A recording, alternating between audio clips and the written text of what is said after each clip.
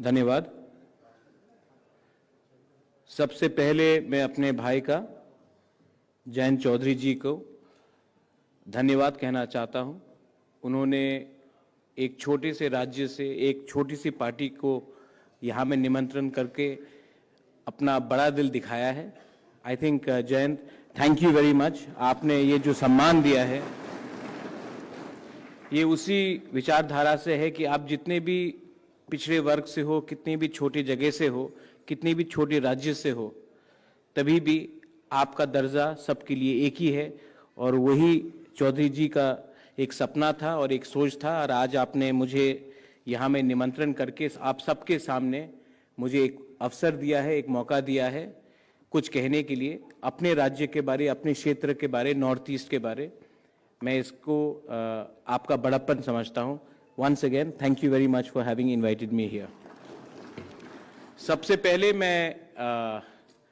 मुझे एक बात की शांति है कि जेना जी ने मुझसे पहले बात किया, उसके बाद हमारे तृणमूल कांग्रेस के सांसद ने बात किया, तो मतलब है कि मेरी हिंदी भी इतनी अच्छी नहीं है। मैं कोशिश करूंगा, लेकिन कहीं कहीं में अगर हिंदी में कुछ चूक आ जाए तो आप अपने भाई को माफ़ कर दीजिए। मेरी हिंदी इतनी अच्छी नहीं है, आपकी जैसी तो अच्छी नहीं है, लेकिन मैं कोशिश करूंगा, क्योंकि देश में संवाद होना चाहिए, कम्युनिकेशन होना चाहिए। और मुझे लगता है कि अगर आप हमारे बारे भी थोड़ा जानेंगे, क्योंकि हम आपके बारे बहुत जानते हैं, हम चौधरी जी के बारे बहुत अच्छे तरीके से जानते हैं। शायद बहुत लोगों को ये बात का जानकारी भी नहीं होगा कि मेरे पिताजी मेंबर ऑफ पार्लियामेंट थे जब चौधरी जी देश के प्राइम मिनिस्टर थे 1979 में। तो एक बहुत लंबा सा एक रिलेशनशिप रहा है।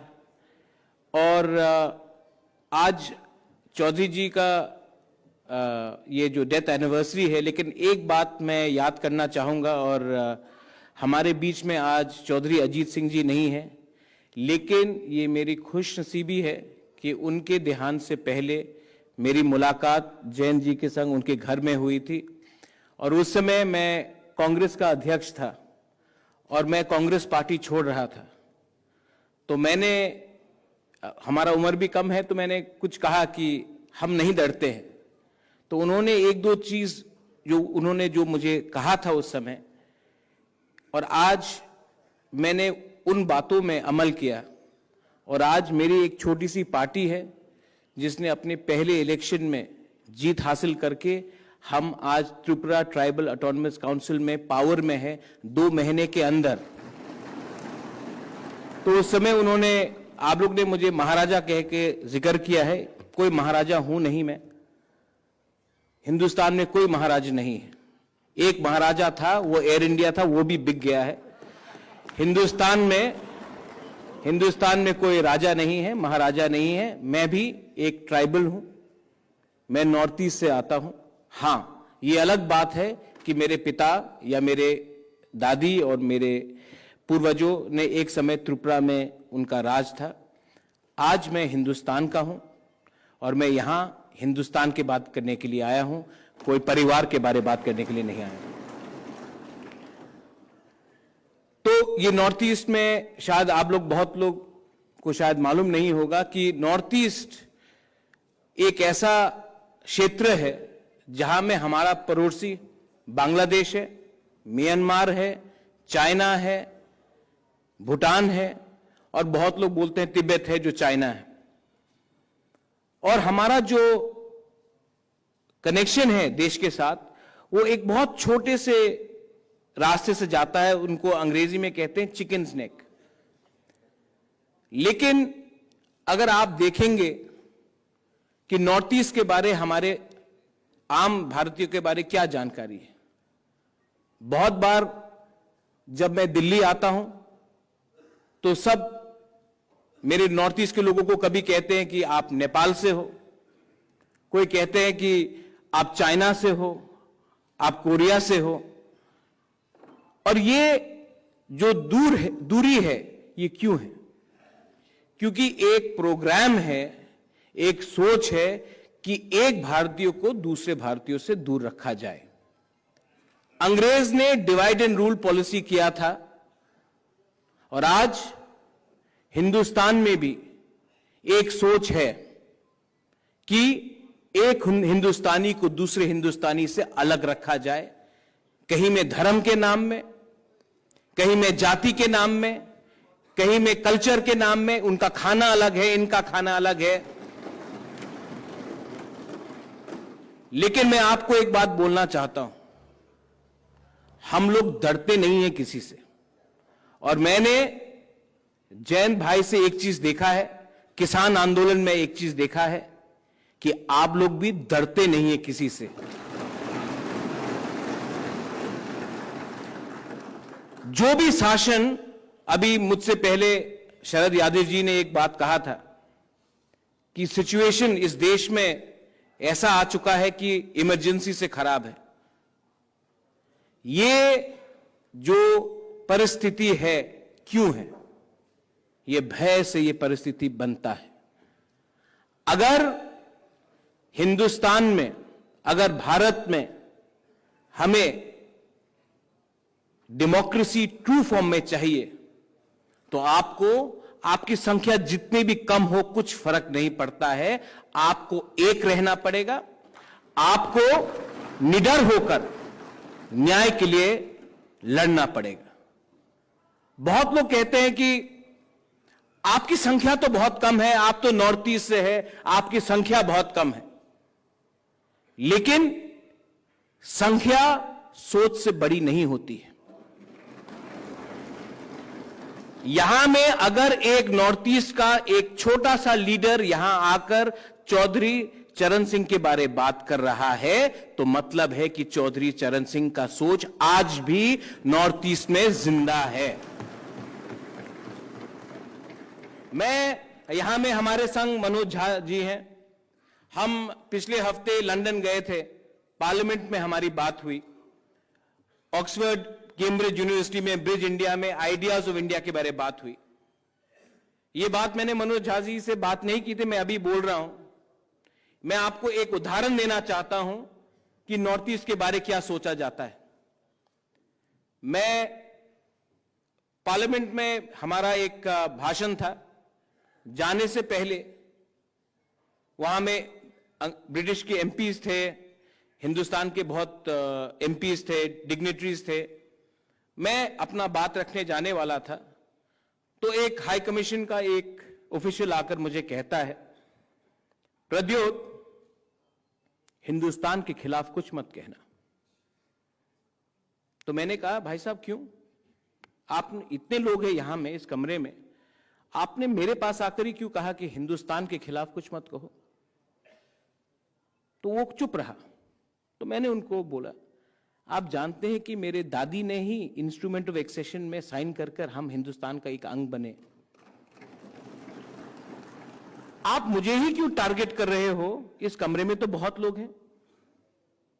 ये सोच है कि नॉर्थ ईस्ट का एक जनजाति ये सिर्फ वायलेंस से अपना बात रख सकता है, वो देश को मानता नहीं है। ये एक सोच है कि नॉर्थ ईस्ट का एक अनुसूचित जनजाति वायलेंस से ही अपना बात रखता है और देशद्रोही है। इस सोच को तोड़ने के लिए हमने बहुत संघर्ष किया है और आज मैं यहां में आपको बोल सकता हूं कि हमारे ही राज्य से बहुत बड़े लीडर्स हैं जिन्होंने कहा था, अरे जाट का तो कोई सोच नहीं है, वो तो उनका दिमाग नहीं है, हमारे पास दिमाग है। ये सोच आज भी जिंदा है और इस सोच को तोड़ने के लिए, एक जंगल में बैठा हुआ जनजाति भी आपके साथ तैयार है। आप संघर्ष करो। आज हमारा भाषा खतरे में है। मैं हिंदी नहीं बोल सकता हूं, मेरी हिंदी इतनी अच्छी नहीं है,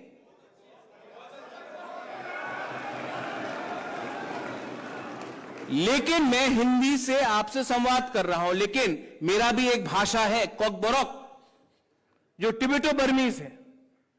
आज हमें कहा जाता है कि आप उस भाषा में बात मत करो। हमारा पकवान अलग है, तो कहा जाता है नहीं, अगर आपने ये नहीं कहा, ये नहीं खाया, तो आप हमारे देश के नहीं हो सकते हो।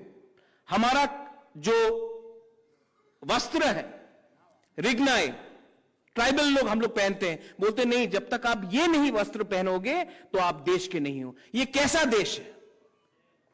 ये देश सिर्फ एक भाषा के आधार में, एक खाने के आधार में या एक वस्त्र के आधार में नहीं बना था। आज नॉर्थ ईस्ट के बारे कोई बात नहीं करता है। दिल्ली में खान मार्केट में क्या हुआ है उसके बारे सब बात करते हैं। आज गांव के बारे कोई बात नहीं करता है। मुझे लगता था कि नॉर्थ ईस्ट दूर है, आज यहां आकर सुनने में मुझे लगता है कि हरियाणा, उत्तर प्रदेश का गांव, पंजाब का गांव, राजस्थान का गांव भी दिल्ली से दूर हो चुका है। मैं यहां से वापस नॉर्थ ईस्ट जाऊंगा और मैं ये बोलूंगा कि हम तो छोटे हैं, लेकिन छोटे असल में वो है जो आज सत्ते में है, क्योंकि उनका दिल, उनका सोच छोटा है। चौधरी चरण सिंह जी का सोच, his ideas is even more stronger today when I see Mr. Jaina ji talking from Orissa, when I see someone talking from Bengal, when I see Yogendra Yadav ji, जब मैं आप सबको देखता हूं तो मुझे एक बात से मुझे मोटिवेशन, प्रोत्साहन मिलता है कि प्रद्योत वापस त्रिपुरा जाओ और वापस लड़ो, क्योंकि आप अकेले नहीं हो। और मैं आपको बोलना चाहता हूं, ये जो आपका संघर्ष है, ये जो आपका सोच, आप कायम रखिए। इस जंग में अगर मैं अपने आप को राजा समझूंगा तो मैं हारूंगा। अगर मैं आपके संग इस जंग में मैंने आपको अकेला छोड़ा तो मैं हारूंगा, क्योंकि अकेले बांटकर ये जीतते हैं। इसके लिए मैं आपको बोलना चाहता हूं, मेरा भाई है यहां में, इस भाई के लिए मैं त्रिपुरा से यहां आया हूं और इस भाई को मैं एक दिन देखना चाहता हूं जहां में चौधरी चरण सिंह जी थे।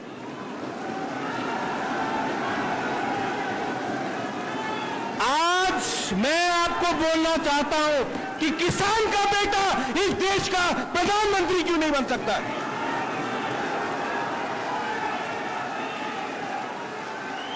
एक उड़ीसा से एक व्यक्ति इस देश का प्रधानमंत्री क्यों नहीं बन सकता है? ये देश को अगर आपको बचाना है, जयंत चौधरी, मुझे सुनाई नहीं दे पड़ा भाई।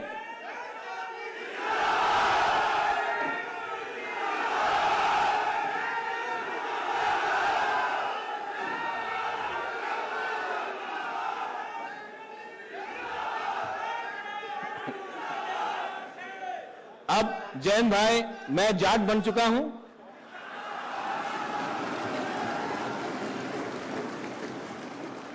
आप सबको भी मैं ट्राइबल बनाकर छोड़ूंगा।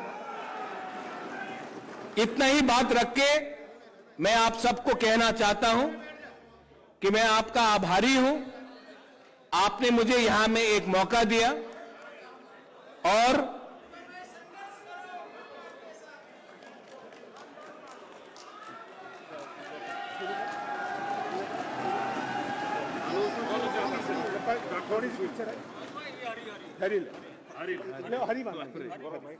पकड़िए से पकड़।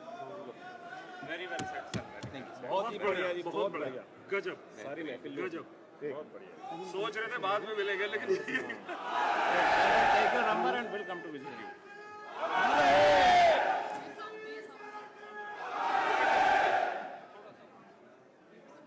हाँ चल चल, बस, बहुत बढ़िया, बहुत बढ़िया। Very well said sir and will come to see you. Thank you. परिवार आपके साथ, आपसे मिलते हैं जी बात। भाई साहब, मैं यही बोलकर अपना बात आज यहां में समाप्त करता हूं। मैं आया था यहां में नॉर्थ ईस्ट से एक जनजाति लीडर बनके, मैं वापस एक जाट बनके जा रहा हूं, किसान बनके जा रहा हूं। एक ही विनती है मेरे भाई को, आप ऐसा दर्जा दीजिए क्योंकि इनका ये ईमानदार इंसान है, आज तक इनके अंदर अहंकार नहीं है और इनके अंदर किसी ने कहा कूल है, मैं कहता हूं बहुत कूल हैं आप, और जितने शांत हैं आप उतने अंदर उनका अंदर एक सोच भी है और एक ड्राइव भी है कि ये अपने पार्टी को, अपने देश को, अपने भाई को, अपने बहन को आगे ले जाएगा। बेलाइनो हमबाय, धन्यवाद। Once again, thank you very much.